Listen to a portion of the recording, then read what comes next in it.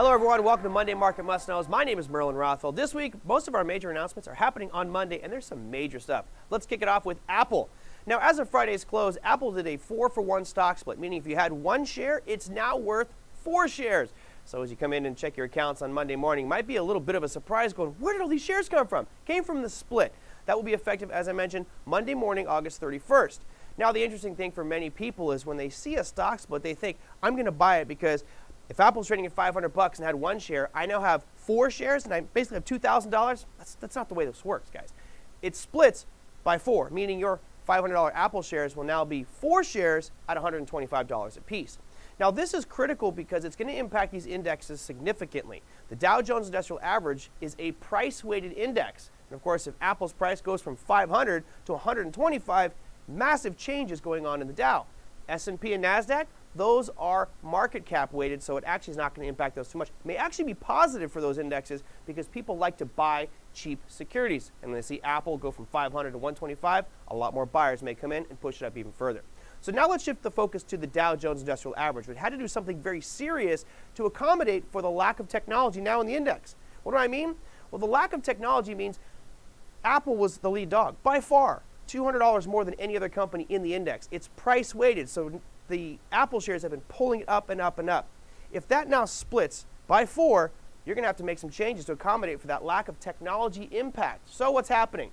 Well, you guys can bust out some Kleenex today because, well, you might want to shed a few tears. ExxonMobil, the oldest member of the Dow Jones Industrial Average with a 92-year tenure, is booted. Almost made it triple digits, Exxon. Better luck next time. Pfizer and Raytheon also being kicked. Raytheon finally made it to the Dow Jones Industrial Average in April of 2020. Woohoo, you made it to the Dow. Yeah, we got to kick you out because we need to bring in other technology firms to make up for the void that Apple left in their split.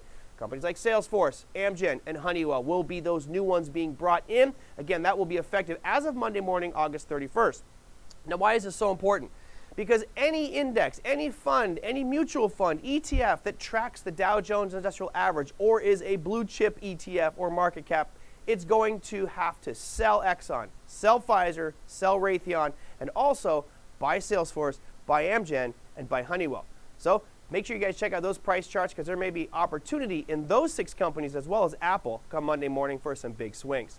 Now, our final piece of information comes from the jobs front. Unemployment data.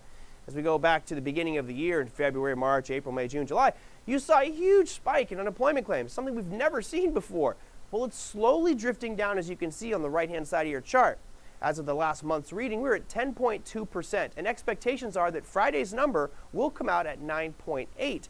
Now, why is this important? Because 10% is a real milestone. It's that line in the sand psychologically that a lot of traders are looking at. If we get down below 10%, I think you'll see some optimism come into this market.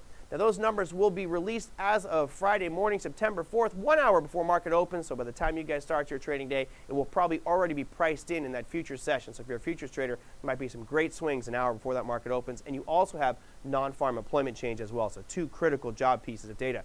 That'll do it for the Monday Market Must Knows, everyone. I'll see you next week.